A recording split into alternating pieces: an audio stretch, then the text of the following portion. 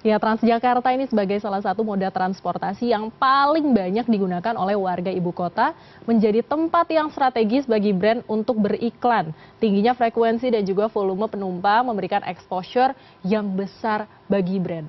Lantas seperti apa saja bentuk-bentuk branding dan bagaimana strategi efektif beriklan melalui media Transjakarta? Dan untuk membahasnya ini sudah bergabung bersama kami di studio ada Direktur Boost Ad, ada Bavoni Walando, dan juga ada Direktur Bisnis dan juga Pemanfaatan Aset Transjakarta, Bapak Fadli Hasan. Selamat pagi, Bu Foni dan Pak Fadli. Sehat pagi.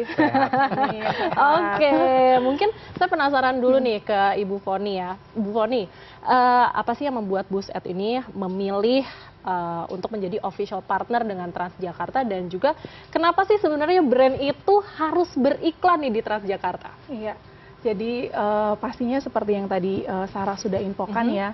Jadi penumpangnya Transjakarta tuh dalam satu hari itu sampai 1 juta lebih ya Pak ya. Jadi di mana itu menjadi sebuah media transportasi publik yang efektif untuk para brand. Jadi baik pengguna Transjakartanya karena yang menggunakan cukup banyak, maupun yang bukan pengguna karena rutenya Transjakarta itu mengcoverage hampir semua area Jakarta khususnya. Nah itu tuh jadi bisa mengcoverage untuk semua segmen gitu. Jadi mau mulai dari pekerja, pelajar, ataupun orang yang di surrounding sekitar itu. Jadi memang sangat efektif sekali, dan Boost Ad pastinya menjadi sebuah pilihan untuk official partner dengan TJ. Oke, kalau dari Pak Fadli sendiri bagaimana nih? Kenapa sih brand tuh harus nih kayaknya cuan mungkin gitu ya untuk beriklan di Transjakarta sendiri? Jadi sebetulnya kalau dari sisi kita tadi sudah disampaikan Bu Foni juga ada dua hal. Satu market. Jadi market kita tuh sangat besar. Jadi kalau kita ngomong pelanggan kita sehari sekarang sudah mencapai 1,3 juta per hari. Per hari ya? Per hari 1,3 juta dengan segmen yang sangat lebar sebetulnya segmennya. Jadi itu juga market yang sangat besar. Yang kedua sebenarnya secara aset sendiri kita itu punya halte 250, kemudian armada itu kurang lebih hampir 5.000, dan ini bisa digunakan sebagai media yang sangat efektif sebetulnya untuk tadi advertising dan lain-lain yang untuk brand sebenarnya sangat powerful gitu. Dan pelanggan kita akan naik terus dengan campaign-campaign kita untuk terus menjadikan transportasi publik sebagai gaya hidup. Jadi mungkin kita dalam waktu dekat sudah bisa mencapai 1,5 juta bahkan per hari. Naik ya, gitu. 200.000 lagi gitu ya kan, kalau sekarang 1,3 gitu kan. Ya kan? Oke, Bu Foni, ini sebenarnya bentuk-bentuk branding apa saja sih yang mungkin sudah Boost Ad lakukan gitu ya di Transjakarta selama ini gitu? Oke. Jadi bentuk yang sudah berjalan saat ini pastinya di armadanya. Jadi bicara sisi luar body brandingnya, dan kemudian body branding itu yang tadi aku bilang. Jadi nggak cuma pengguna Transjakarta yang bisa terpapar untuk sisi advertisingnya, kemudian indoornya juga jadi berupa baik branding itu yang ada di berupa statik, stiker ataupun berupa audio. Dan itu memang khusus bagi para pengguna si Transjakarta sendiri, di mana waktu pada saat mereka antara saat dari mereka berangkat sampai ke halte pasti kan cukup panjang ya. Jadi pasti akan terpapar cukup banyak branding. Kemudian kita juga mengeksplor yang agak sedikit hubungannya sama activation. Jadi udah ngelihat brandingnya, mereka turun di halte, mereka bisa dapetin produknya. Gitu. Jadi ada brand baru nih, ada varian baru. Nah, pada di halte-halte tertentu, di situ mereka bisa dapetin melalui interactive vending machine. Mereka bisa main, mereka dapat get sampling produk, ataupun mereka bisa beli langsung. Jadi nggak hanya melihat iklannya, tapi experience juga dari brandnya tersebut begitu ya, produknya gitu ya Bu Foni ya. Jadi journey yang baru dan bisa interaktif, jadi media branding yang akhirnya bisa suatu hal yang inovasi yang baru yang orang mungkin brand ataupun para pengguna TJ bisa coba. Ini menarik banget ya tentunya untuk para pengguna Transjakarta ya, ada aktivasinya tersendiri seperti itu ya. Lalu Pak Fadli, ini bagaimana dari pihak Transjakarta sendiri itu memastikan bahwa mungkin iklan yang ditampilkan oleh brand itu tidak mengganggu kenyamanan para pengguna Transjakarta atau malah memberikan pengalaman yang berbeda nih bagi para penggunanya? Ya, jadi sebetulnya kita diatur oleh Pergub, namanya ada standar pelayanan. Jadi standar pelayanan ini sebetulnya mengatur, memastikan bahwa kita sebagai perusahaan transportasi publik menjamin pelayanan yang maksimal. Itu ada aturan-aturannya, sehingga tadi termasuk di dalam konsep branding pun kita ada aturan yang memastikan tidak mengganggu pelayanan. Itu pertama. Yang kedua, sebetulnya kita punya tanggung jawab beautifikasi kota. Jadi Transjakarta kalau kita lihat sekarang, kita banyak landscape halte kita menjadi satu yang dilihat orang. Kemudian bagaimana kita mendesain, tadi saya setuju dengan Bu Poni, hal-hal kreatif yang bisa jadi viral gitu. Jadi memang sebetulnya kami mengharapkan bahwa apapun yang kita lakukan tadi, satu tujuannya pelayanan, yang kedua beautifikasi kota, dan tentunya buat pelanggan kita ada experience baru. Jadi beberapa activity kita juga sama, jadi halte kita desain membuat orang kemudian, oh ini bagus ya, oh ini keren ya. Nah itu juga salah satu tantangan buat kita gitu. Gitu sih. Kalau misalnya tadi ngomong-ngomong yang viral-viral ini, berarti ini bagus juga sebenarnya ya Pak ya. Kalau misalnya viral berarti mungkin ads-nya itu tidak hanya diperuntukkan untuk para pengguna Transjakarta, tapi mungkin di sosial media juga gitu ya, Bu Foni. Nah, ini saya penasaran, kalau dari tadi kan ngomongin kreatif, pastinya harus kreatif ya Bu Foni ya. Ini sebenarnya ada inovasi atau pengembangan apa lagi nih yang mau dilakukan dengan bus ad gitu ya, kedepannya bersama dengan Transjakarta? Oke, selama ini kan mungkin lebih banyak statik ya, terus kemudian ada experience dari vending machine. Coming soon kita kayaknya pindah ke digital ya Pak, ada sesuatu yang bergerak, jadi mungkin bisa anamorphic 3D atau yang lainnya coming soon, tunggu aja. Gitu, wah ini pasti ditunggu sekali sih Pak.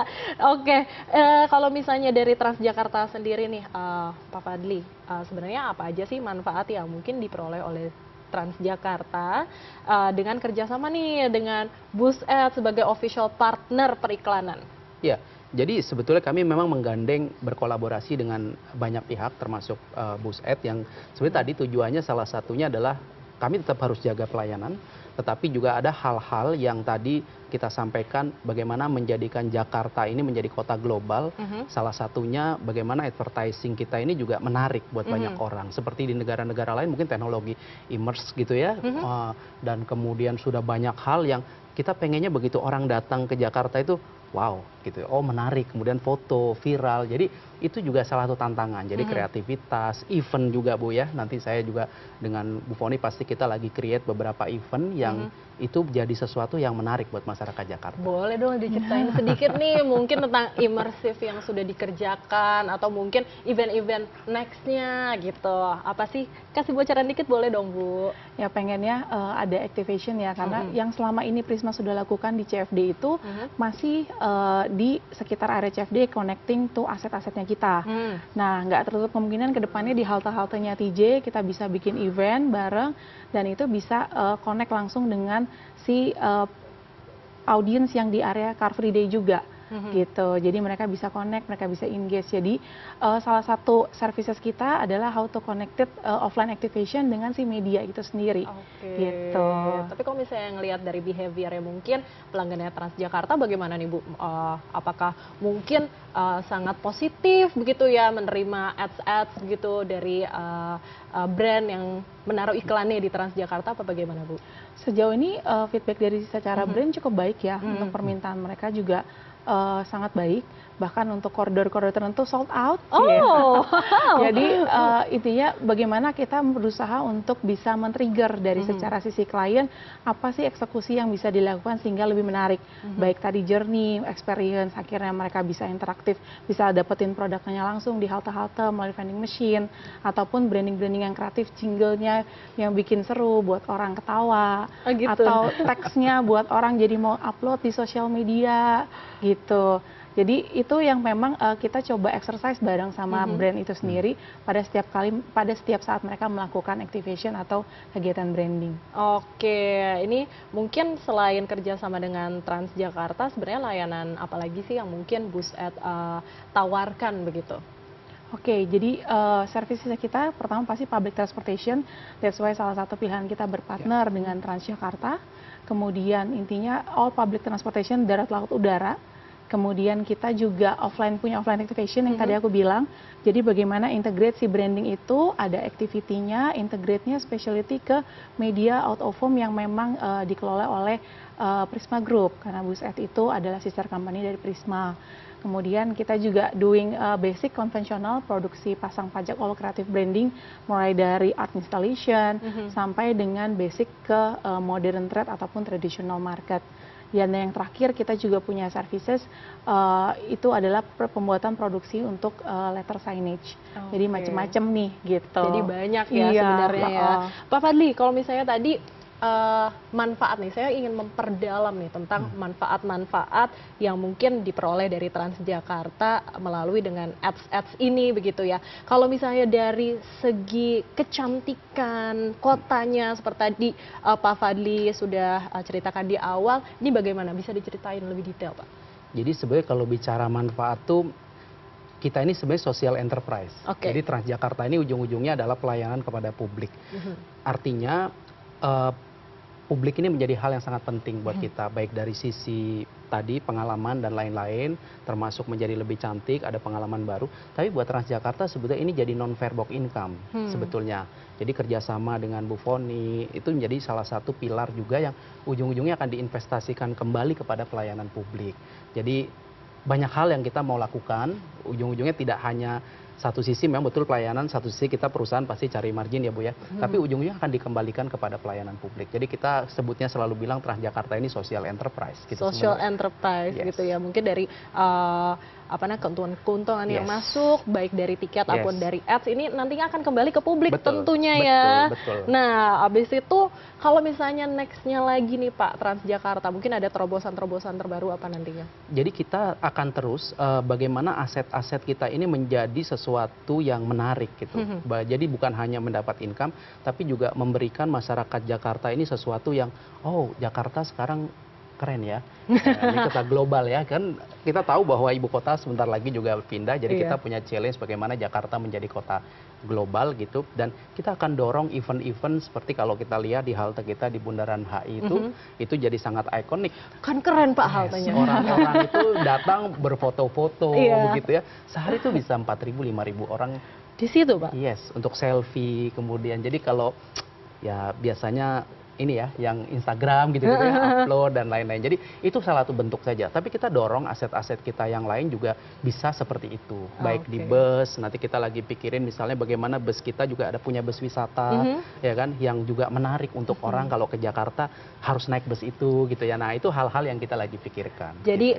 bukan hanya untuk sebagai moda transportasi dari satu titik ke titik lainnya, ini menjadi bus pariwisata untuk sightseeing ya, untuk wisatawan. Jadi lifestyle. Jadi orang semakin tertarik untuk naik transportasi publik. Tujuannya itu salah satunya. Dan itu memancing banyak orang, ads-nya semakin banyak, nanti keuntungannya untuk publik lagi tentunya. Oke, Bu Foni, ini mungkin pertanyaan terakhir ya, walaupun udah seru banget nih kita ngobrolin tentang ads di Transjakarta. Mungkin pengalaman apa nih, bagaimana pengalamannya Bu Foni begitu ya selama ini bekerja sama dengan Transjakarta? Ya, pastinya salah satu partner yang sangat reliable.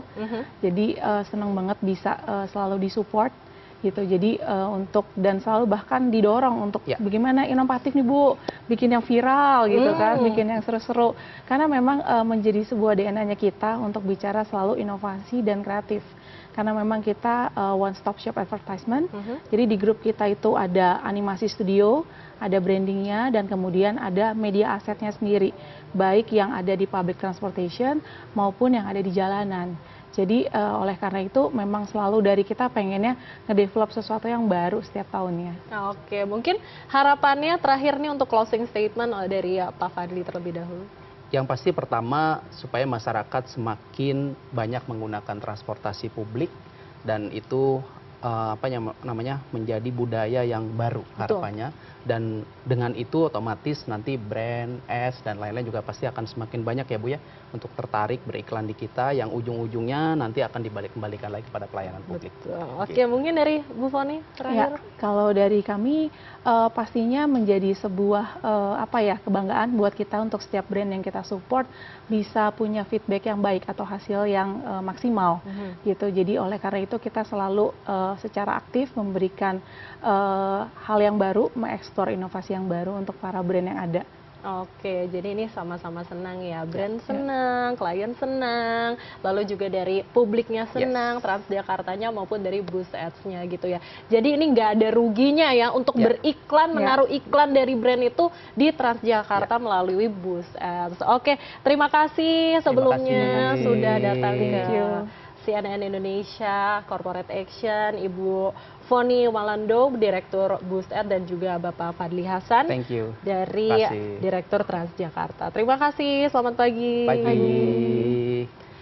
Dan CNN Indonesia Corporate Action segera kembali setelah pesan-pesan berikut ini. Tetaplah bersama kami.